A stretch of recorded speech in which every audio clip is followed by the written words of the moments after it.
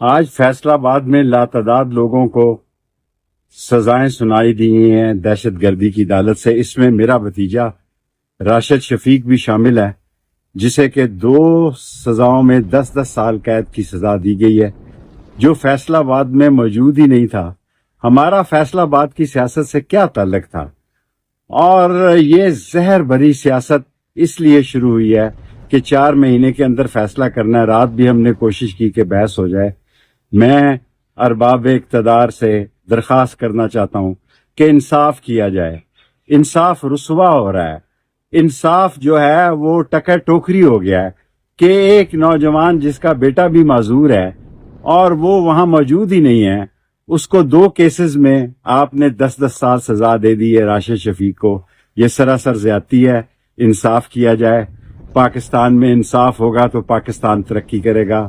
خدا اور رسول کے واسطے انصاف کا علم بلند کریں. کالا کالا رسول اللہ کا علم بلند کریں. اللہ اور اس کے نبی کا علم بلند کریں گے، انصاف عام کریں گے تو اس طرح راشد شفیق کو جو 10 سال 2 کیسز میں سزا دی گئی ہے، یہ سراسر ناانصافی ہے. میں خانہ کعبہ کی چھت پہ گیا ہوں، پاکستان کے 6 لوگوں میں شامل ہوں.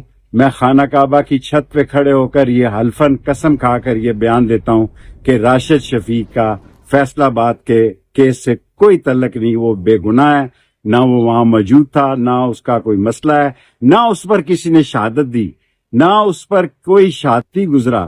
لیکن انتقام کی ایک حد ہوتی ہے اور انتقام اس حد تک لیا جائے کہ 10 سال 2 کیسوں میں راشد شفیق کو سزا دے دی گئی ہے، جو سراسر زیادتی ہے.